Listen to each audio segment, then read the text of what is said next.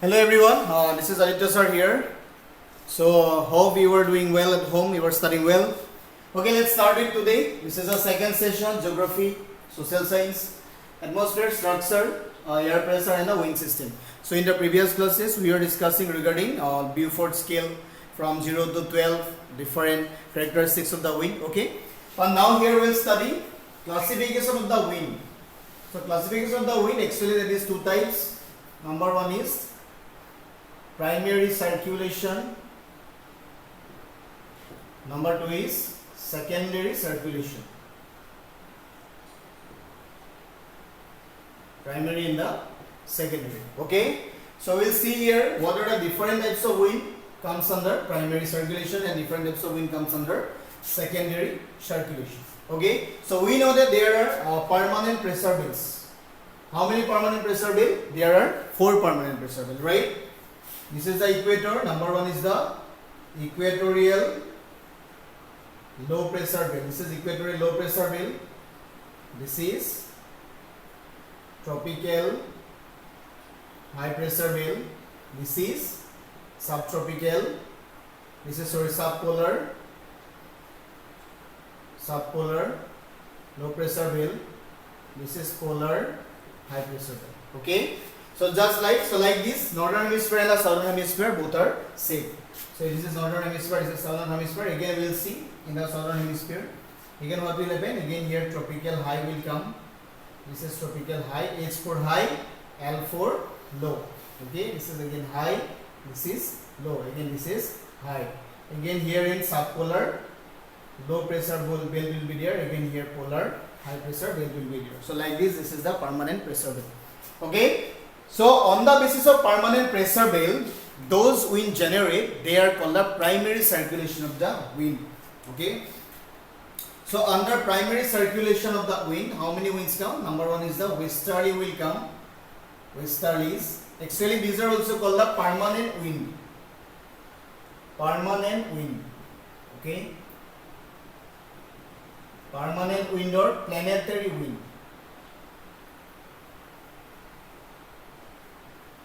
Permanent or planetary wind. Permanent wind means they are actually blows throughout the year. Okay, there is no any changes. Number two is the trade wind. Again, under is there. Easterly is there. Easterly means nothing is there. Westerly means it blows from the western side, and easterly means it blows from the eastern side. Okay, so we'll see here what are the different westerly and the easterly wind. So let's draw this world sketch again. This is the world. Okay, this is the equator, and this is the if we divide north south. So I am not dividing through the according to the magnetic north, but generally I am dividing. This is east, this is west. Okay, and this is northwest, this is north east, this is south west, and this is south east. Okay, so northeast. So these are actually different directions. And westerly means when the name implies, westerly means definitely it will from the western side. So western side, then this direction is like this. Okay, why direction is like this? Due to the rotation of the earth and the deflection of the wind. Because we know that there are some factors there. Coriolis force. Because we have already discussed what are the different factors affecting the direction of the wind. That means the factors changing the wind direction. So number one is the Coriolis force. Another factor is also there, pressure gradient force. Again there is frictional force. But here only we will discuss about the Coriolis force. Because in this westerly direction, the Coriolis force actually what it affects. So this is northwest. Okay, this is north east, and this is the eastern side. So we can tell it. So westerlies actually blows from, this is northern hemisphere, NH I am writing here. So westerly blows from in the northern hemisphere, it blows from northwest to the northeast, and here in the eastern side. Okay, now let's see in the southern hemisphere. This is southern hemisphere. I am writing SH, and it's for northern hemisphere. Again westerly means actually this is the region. This region is actually 40 degree latitude. Okay, 40 to 60 degree latitude. Here also 40 to 60 degree latitude north. Here also 40 to 60 degree latitude south. Again, what happens? From here, again wind will goes this side. Again, sometimes wind goes this side. This is the eastern side. This is the southeast. Okay, this is the southeast. So that means what? From southwest to, this is southwest. From southwest to, in the southern hemisphere, we can tell it from in the southern hemisphere, this westerly blows from southwest to southeast and the east. Okay. So here what happens? This whole the area is covered with ocean. That means large water bodies, because we know that Pacific Ocean is there, Atlantic Ocean is there, Southern Ocean is there, Antarctic Ocean is there, okay, and Indian Ocean is there. But generally in this area, what ocean is there? Southern Ocean is there. Okay, so because of the presence of the water, here the wind velocity and intensity of the wind is very high. That means we can tell it here high velocity wind. So in this high velocity wind, what happens? In this 40 degree latitude, this is 40 degree latitude, 40 degree south, and this is 50 degree south, and this is 60 degree south. So what happens in this region? The intensity of the westerly is very high. So due to high intensity, what happens in this 40 degree latitude? Actually, we suppose here this is here we are standing in the Cape of Horn in the South America, because we know that here South America is there, Africa is there. So last point of Africa is Cape of Good Hope. Last point of South America is Cape of Horn. So what happens? Suppose we are standing here, so we can hear the sound like a sound of the lion. That is sound of the lion is what? Roar. Okay. So we can hear the sound like roar. So that's why what happens now, that meteorology and scientists, they tells it what? Roaring 40s. That means what? This in the 40 degree latitude, these winds are like roaring. Okay, that is called a roaring 40s. Again, what happened? As they are reaching the 50 degree south latitude, what happens in the 50 degree south latitude? They becomes very furious. Furious. Okay, furious means very dangerous. So that's why that is called furious 50s. Okay. Again, in the 60 degree latitude, what happened? Again, 60 degree latitude there. Suppose somebody is crying like this with something. That's why it is called a screaming like this. Screaming. You know the word, meaning of the word screaming. That's why it is called a screaming 60s. That means what? These are different actually characteristics of the wind. Why? Because of the velocity, right? Because we know that generally here velocity is 450. We can estimate 450 km per hour. Okay, less than the velocity of the jet stream. So this is the characteristics of the westerly. So westerly is the permanent wind. Okay. So again easterly, suppose these winds are coming from this side, eastern side. So then again we will tell it easterlies. Okay. Now again let's discuss with the trade wind. We will see what is trade wind, what are the different characteristics of the trade wind. Again let's draw this. This is again 0 degree. This is Tropic of Cancer. This is Tropic of Capricorn. Right? So trade wind. Trade wind means what? This trade wind, generally we can tell a trade wind also seasonal wind, because this wind blows due to the changes of the season. Okay. So what happens? Again we are dividing here. This is northern side. This is north. This is south. This is west. This is east. So you can tell it this is northeast. So we can say here this is north, west. This is south, west. This is again south, east. Okay. For this trade wind, what happens? Seasonally they blows from Tropic of Cancer to Tropic of Capricorn. Again from Tropic of Capricorn to Tropic of Cancer, but not the Tropic of Cancer to Capricorn. Generally from tropical region to the equatorial region. Okay. From Tropic of Cancer to equator, again Tropic of Capricorn to equator. That means your direction is like this. This wind direction is like this. Okay. So that means what? According to the wind direction, we tell it trade wind is divided into two parts. That is northeast trade wind. Again number 2 is southeast trade wind. Okay. One is northeast trade wind, another is the southeast trade wind. So then why northeast? Because it is coming from the northeastern direction. Why it is southeast? Because it is coming from the southeastern direction. But what happens here, due to some variation in the pressure and the temperature, but in Indian coast, we are talking about the Indian mainland. So wind comes from the southwest, because here direction changes like this. That's why sometimes we tell it southwest wind, but that is not actually southwest trade wind, but generally originally it is from the southeast. Okay, but due to seasonal variations or the temperature pressure variation, sometimes the direction changes. So what happens here, winds are coming like this, but in this equatorial region the velocity of the wind is near to zero, or generally it is zero. Why zero? Because this equatorial region is very big circle and very large area. Here air movement is generally low, because this area actually rotation is generally low. That's why this is called a doldrum. Doldrum means very cool and calm air, means there is actually zero movement of air. So this, due to the less movement of air, due to the zero movement of air, this region is called the doldrum. Okay, again another concept is there. This region is called ITCZ. ITCZ. So what is the full form of ITCZ? ITCZ means Intertropical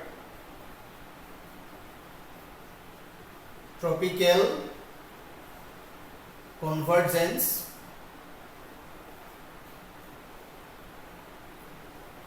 Zone. So ITCZ, that means Intertropical Convergence Zone. Why this is convergence zone? Because both northeast wind and southeast trade wind, they converge. We know the difference between converge and the diverge. Diverge means moving towards the opposite direction. Converge means moving towards its direction. That means what? Both the winds are moving towards the equatorial direction, equator. So that's why equator zone is called what? ITCZ. But sometimes due to this permanent pressure belt changes, so ITCZ sometimes they shift sometimes upward and the downward. But generally we consider this equator region is the ITCZ. ITCZ means Intertropical Convergence Zone. Okay. Next, with this trade wind, again another wind is there. We'll discuss here. Here trade wind. Another wind is there, that is called the polar wind. Okay, polar word. When the polar word implies, from the polar word we can see here polar area. In the polar area, that means the wind blows in the region of the polar area. That means from pole to, we know that polar area is the high pressure zone. But under this polar zone, again low pressure zone is there, because we know that wind always blows from high pressure to the low pressure. So definitely what will happen? From high pressure to low pressure, wind will start moving, right? Again from this polar area, this is the south pole. From south pole to again, from high pressure to low pressure, again wind will blow. That means what? The wind blows from polar region to the subtropical or subpolar low pressure belt. That is called the polar wind. Okay. And polar wind generally that is covered with the ice. Means area is covered with ice. Generally air is very cold there, and there forest, some forest we get there, that is called a taiga forest. And those regions actually generally covered with ice for whole the year, that is called the tundra. So don't confuse with tundra and the taiga. Tundra means totally covered with ice. Taiga means there will some vegetation, right? Because we know that coniferous vegetation found in the taiga region. So with this permanent circulation, primary circulation of the wind, there are three types. That is westerly, trade wind and the polar wind. Okay, let's proceed to the secondary circulation of the wind.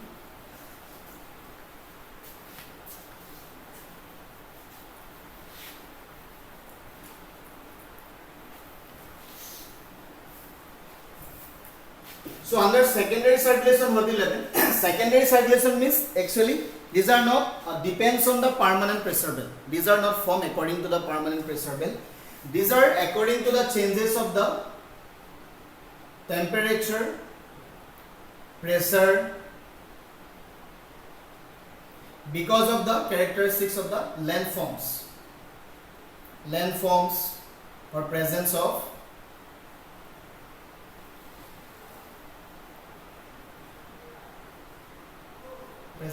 water bodies, right? So if the characteristics of the landforms is different, Suppose water body, we know that water body and the landform, their pressure, temperature, variation is different because surface temperature of the water is different from the land surface, right? So that's why what happened. So wind circulate again from high pressure to low pressure if the characteristics of this water body or landforms are changes, right? So generally again it is divided into generally secondary circulation. There are the different types of the secondary circulation of the air. So we can discuss here air mass. Okay, so we will see what is air mass, right? Air mass. So mass means what? What is the meaning of the mass? Mass means group. Mass means group. Okay, means on volume. So air mass means the large body of the air. Air mass. That means what? A large body of the air or a huge body of the air with similar temperature, pressure, humidity. What is humidity? Humidity means the water vapor presence in the air. Okay. Again another different particles. That means what? So this group of the air covering a large area, they are having the similar temperature. Similar temperature means suppose air mass is covering from this area, suppose this area 1, area 2, area 3. That means what? This area also having 40-degree temperature. This area also will have 40 degrees Celsius. This area also will have 40 degrees Celsius. That means similar. So up to a certain extent of the area, similar temperature will be there, right? So including all this similar temperature area, so there will be a form of the huge body of the air. That is called the air mass. Okay. So again this air mass is also divided into different parts because we know that Earth is very big. This is the Earth. This is the 0-degree equator. Or generally, air mass forms over the uniform surface. Uniform surface. That means surface should be the equal. Okay. In the rugged topography or ups and downs topography, air mass can form. So this is called a rugged topography. Mountain is there. Now ups and downs is there. So here, no any air mass will form. Right. Only where air mass will form? Air mass will form over the plane surface. So where we can get the plane surface? Generally we can get the plane surface over the water bodies, over the desert. That means desert area is the plane surface. So that's why air mass only forms in the tropical region, because tropical region desert is there, and again polar region. Generally equatorial region is no any plane region. Okay. So sometimes again it is divided into sub parts. That means we know that plane surface only we can get over the water, and sometimes we can get over the desert. So that's why we are dividing here into tropical,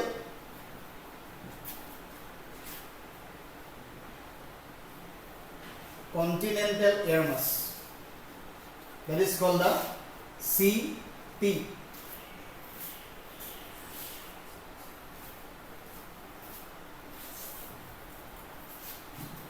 CT. CT means tropical, continental. Okay. Again, number one is tropical maritime. So it is called MT. What is that maritime? Maritime word is directly related with the water bodies. If the air mass forms over the water body, that is called the maritime air mass. And again, that air mass, if it will form over the tropical region, then we can call it tropical maritime. Okay. Again, sometimes it forms over the polar region. That is called the polar continental. That is called CP. Okay. Then again, polar maritime MP. Right. So these are the four types of the air mass: tropical continental air mass, tropical maritime air mass, polar continental air mass, polar maritime air mass. Why tropical continental? Because if the air mass will form over the land surface in the tropical region, that is called a tropical continental air mass. If the air mass will form over the water bodies or any ocean surface. So then it will call tropical maritime air mass. Okay. Again, if the air mass is forming over the land surface in the polar region, then it will tell what? Polar continental air mass. Suppose this air mass is formed over the water bodies in the polar region, then it is called polar maritime air mass. Okay. So this is in short form we call it CT, MT, CP, MT. Okay.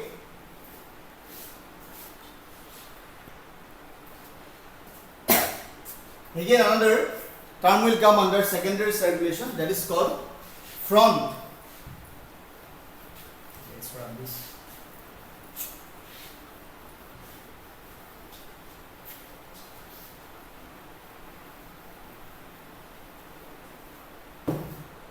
So another is front.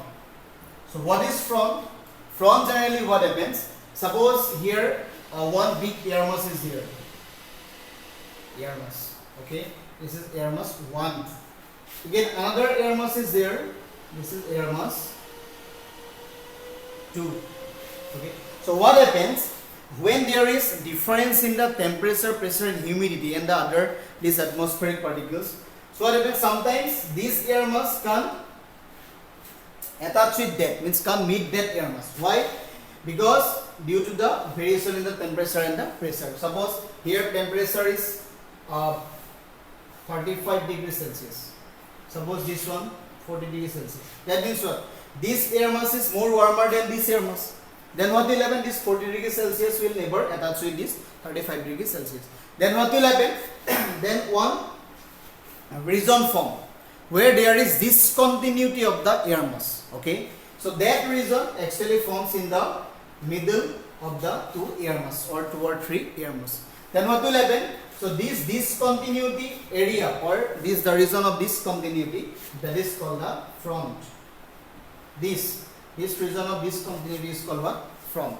That means what? If the question will come directly, you can write what is front? Front is the that is zone between two different air mass. That is called front. Okay. So again this front we are dividing into 4 parts. Number 1 is cold front. Cold front. That means sometimes what happens?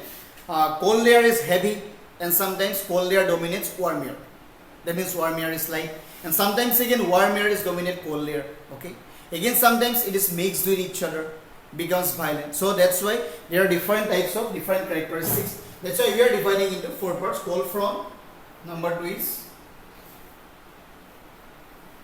warm front. Number 3 is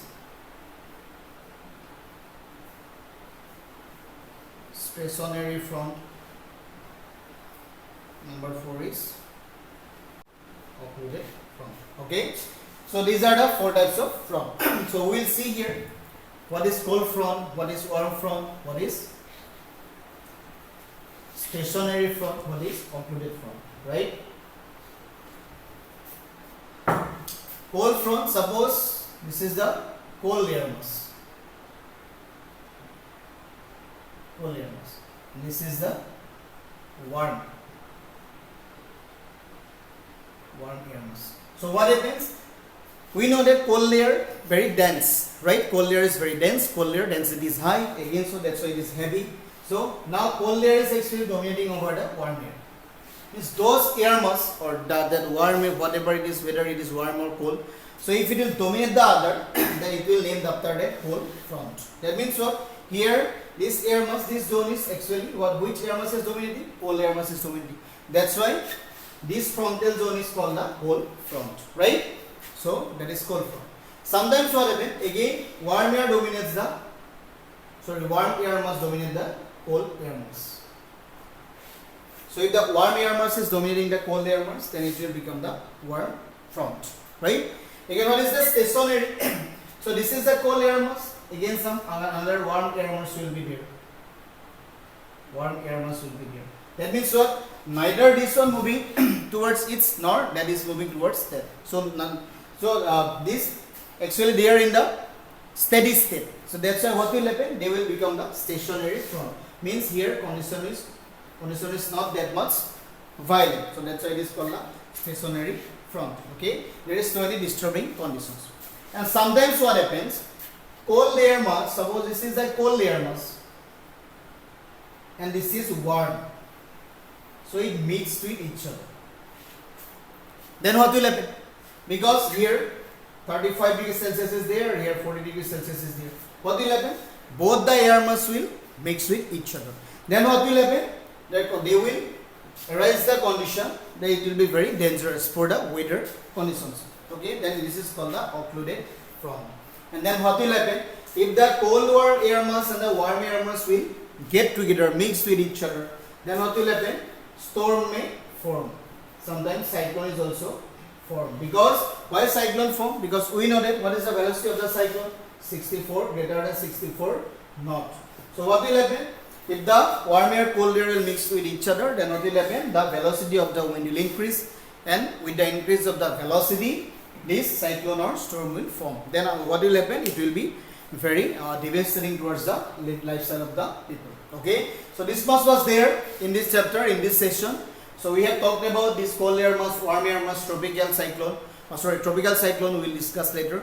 Again, that one air mass, tropical continental air mass, polar continental air mass, again polar maritime air mass, again polar continental air mass. Again we have discussed the primary circulation of the wind. So I think concept is clear here. So you will, if you have any problem, you just write in the feedback session. So in this session, this much only. Thank you. All the best.